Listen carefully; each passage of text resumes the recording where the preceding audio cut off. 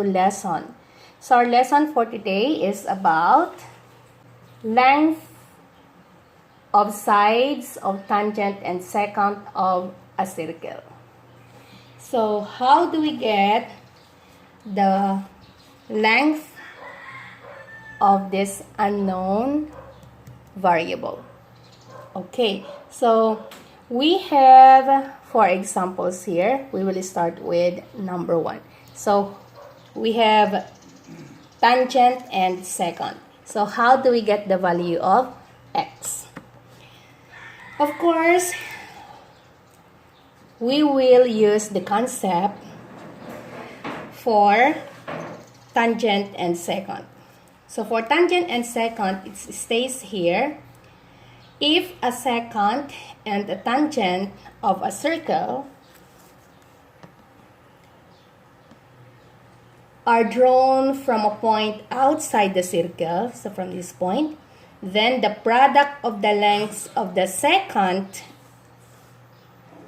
the sum of the lengths of the secant, and its external segment, so this is the external segment, x, equals the square of the length of the tangent, so this one, segment. So how do we equate that? So it's easy. So it states here the square of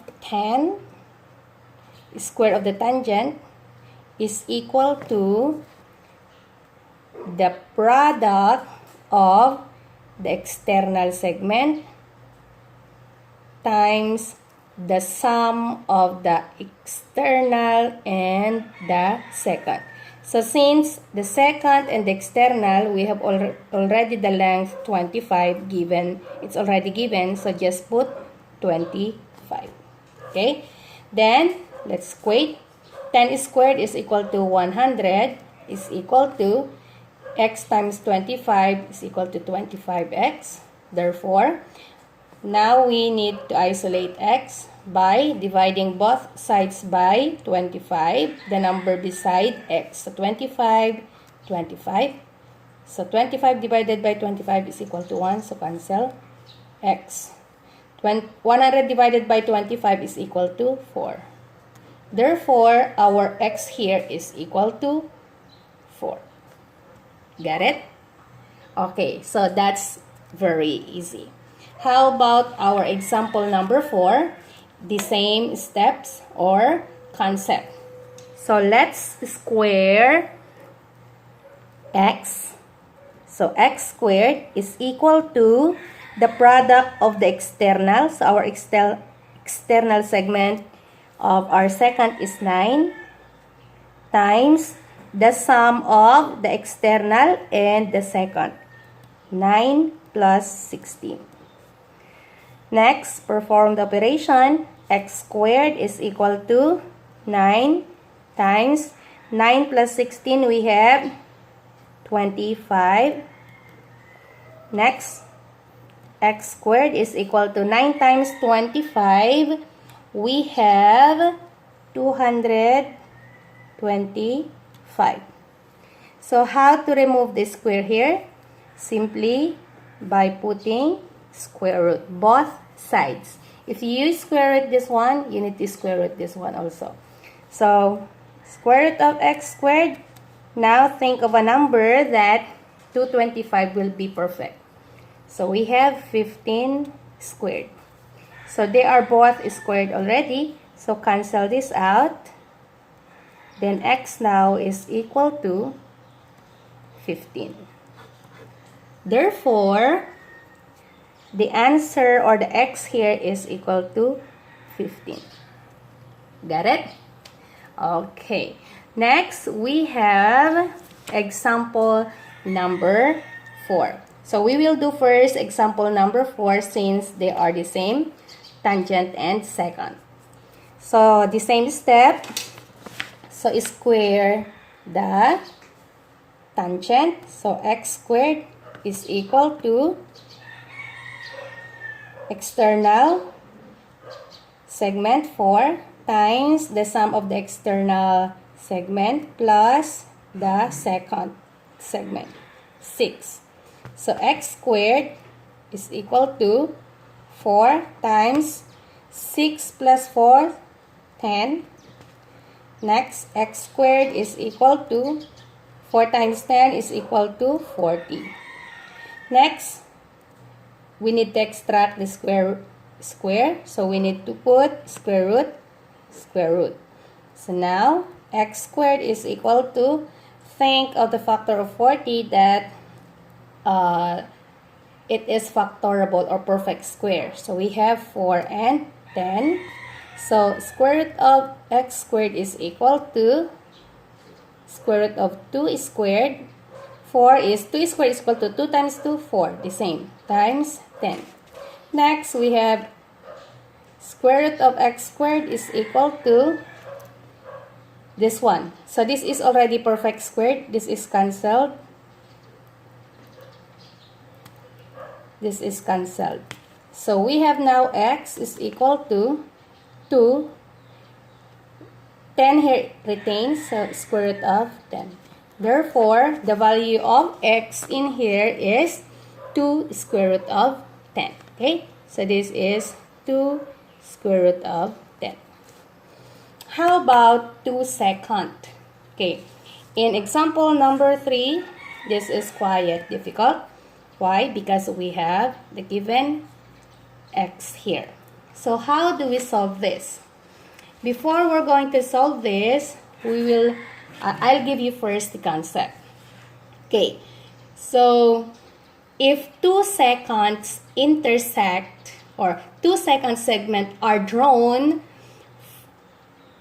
from a point outside a circle, the product of the length of x plus 5 or the external plus the second segment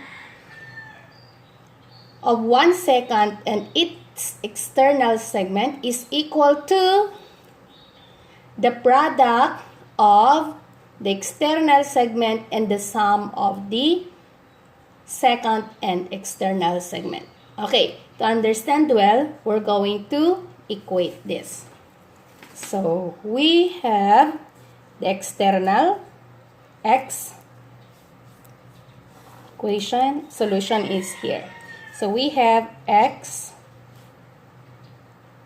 multiplied by the sum of x and 5. So x plus 5 equal to the same. So we have 3 times the sum of 3 and 6. 3 plus 6. That's it. So after that, of course, we will do distributive property. Why? Because we have the close and open parentheses. We cannot add the variable x and 5. So x times x, we have x squared plus x times 5 equals 5x. It's equal to, so 3 plus 6, we have 9. Next, x squared plus 5x is equal to 27. Then after that, if you notice, if we subtract this one, the factor of 27 and 9 is 9 and 3. 9 times 3, 27. But then, if we subtract 9 and 3, the answer is 6. So it cannot be. So to get the value of x, we need to use completing the square. So we have now x squared plus 5x plus blank is equal to 27. How do we get this? Simply, we will get the middle term. So middle term divided by 2 and then squared.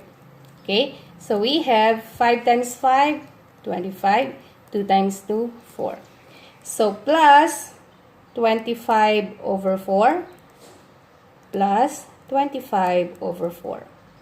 Then after that, we will factor this out, squared. Simply, x plus 5 halves is equal to, okay, get the LCD, we have 4. So 4 divided by 1 is 4. 4 times 27, we have 108 plus 4 divided by 4 is 1. 1 times 25 is equal to 25. Next, x plus 5 halves squared is equal to 108 plus 25 is equal to 133 all over 4. Next, of course, we're going to extract the square root here. So square root. So we have now x plus 5 halves is equal to square root of 133 all over 2. Because square root of 4 is 2. And there's no exact square root of 133. So we can write this way. Next, isolate x. So x now is equal to, copy, square root of 133 all over 2. So if we transpose this over equal sign, change the sign, and then copy 5 halves. Okay? Since they are similar fractions, so just copy, or x is equal to square root of 133 minus 5 all over 2. So this is now our final answer. The value of x in here is x is equal to square root of 133 minus 5 all over 2. Okay, so that's how to get the length of segments on a secant and tangent. Okay, that's all for today. I hope you learned from this video and I hope to see you again. Thank you for watching. Bye and keep safe.